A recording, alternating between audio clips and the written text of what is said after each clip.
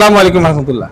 আমরা এই মুহূর্তে অবস্থান করছি ফেনী ফরাদনগর কবি ভবনে। আমরা এমন একটি ব্যক্তির সাথে আজকে আলাপ করব সকল বিষয় নিয়ে। উপস্থাপনা করার জন্য আমাদের সমকালের প্রিয় জলিল ইসলাম জাহাঙ্গীর ভাইকে দায়িত্ব দেওয়া হলো। সালাম আলাইকুম।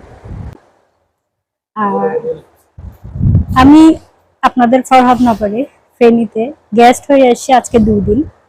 ফরহাদনগরে এসে আমি একজন বিশিষ্ট কবি সাহিত্যিক তার চেয়ে বিশাল ব্যাপার হচ্ছে উনি বিশাল মনের মানুষ, আমাদের নজরুল ইসলাম বাঙালি ভাই। ওনার যে রুচিশীলতা সেটা ওনার সৃষ্টির মধ্যে দিয়ে প্রকাশ পাচ্ছে। শুধু সাহিত্য জগতে না, উনি যে বিশাল কবি ভবন তৈরি করেছেন তার মধ্যে ঝলমলে আলো এবং যে সাজানো গোছানো ব্যাপারটা, সেটা ওনার বিশাল রুচির, বিশাল ব্যক্তিত্বের পরিচয়। আর উনি মানুষ হিসেবে যেটা বলবো সেটা হচ্ছে মানুষকে যে রেসপেক্ট করার যে বিষয়টা, সেটা আমাদের দেশের অধিকাংশ মানুষই পারে না, উনি যেটা পারেন। উনি ধন্যবাদ। আজকে ওনাদের সাথে আমি বীর বাঙালি নজরুল ভাইয়ের কবি ভবনে এসে অত্যন্ত ভালো লাগলো যে আসলে উনি একসময় সরকারি অনেক বড় কর্মকর্তা ছিল। এখন উনি যে কবি সাহিত্য নিয়ে যেভাবে তার একটা চয়েসটা আলাদা, যে ভবন তৈরি করছে, এই পার বাংলা ওই পার বাংলা যত কবি সাহিত্যিক আছে সবাই ওনার এখানে আসে। এটি অনেক বড় সংগঠন তৈরি করছে এবং কি এই সংগঠনে ইতিমধ্যে অনেকে আসছে অতিথি হিসেবে, আরো অনেকে আসবে, আজকেও আসবে, আগামীকালও আসবে।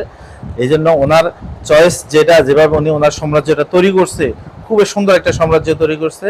এবং আসলে আমরা অনেকে মনে করি যে কবি সাহিত্যিকেরা অনেক সময় বিলাসিতা করতে পারে না, কিন্তু নজরুল ভাইকে দেখে বোঝা যাইতেছে যে নজরুল ভাই সব দিক দিয়ে উনি পারফেক্ট। ওনার চয়েসটা আলাদা। কৃতি সন্তান, বিশিষ্ট কবি, লেখক, সাহিত্যিক, সংগঠক নজরুল ইসলাম বাঙালি ভাই বারবার একটা কথাই অনুষ্ঠানে গেলে বলেন যে আমার কোনো বন্ধু নাই। আমাদের দুজন অতিথির আলোচনায় এমনটাই বুঝতে পেরেছি যে সাহিত্য সংস্কৃতি অঙ্গনের একজন পথিকৃৎ সেই আমাদের ফেনীর কৃতি সন্তান, বিশিষ্ট কবি, লেখক, সাহিত্যিক, কবি বন্ধু, সংগঠক নজরুল ইসলাম বাঙালি। আমি এখন বাঙালি ভাইয়ের কাছে যাব যে আসসালামু আলাইকুম বাঙালি ভাই।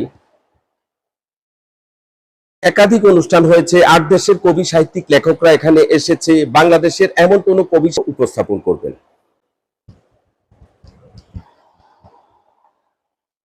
ধন্যবাদ জাহাঙ্গীর। ঈদের পরবর্তী অনেক কবিরা আমার এখানে এসেছেন। এরা এখানে উৎসব করতে আসে, আনন্দ করতে আসে, আর এই জন্যই এই কবি ভবনটা করা।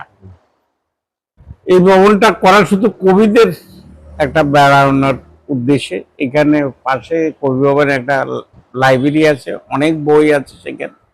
তো কবিরা এখানে আসে, আনন্দ করে, এটা খুব ভালো লাগে আমার কাছে। এর পাশাপাশি কবি ভবনের পাশে আমি একটা কবি নিবাস করেছি। দেশ বিদেশ থেকে অনেক কবিরা এখানে আসে। আগে কবিরা এখানে এসেছিলেন গত ডিসেম্বরে সার্ক কবিতা উৎসবে, ওরও প্রশংসা করেছে। বাংলা কবিতা, বাংলা গল্প, বাংলা সাহিত্য নিয়ে ওদের বক্তব্য আমার কাছে অনেক ভালো লাগে। ধানমন্ডি 32 নম্বরে বঙ্গবন্ধুর বাড়িতেও একটা অনুষ্ঠান করেছি।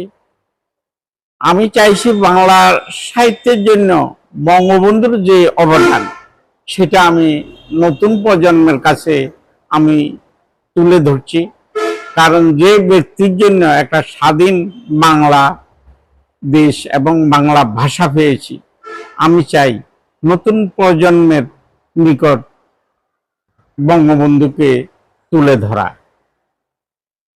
রাজনৈতিক ব্যক্তিরা অনেক সময় তাদের রাজনীতির খাতিরে এই বাংলা সাহিত্যটা তত এগিয়ে যাবে, এটা আমি বিশ্বাস করি।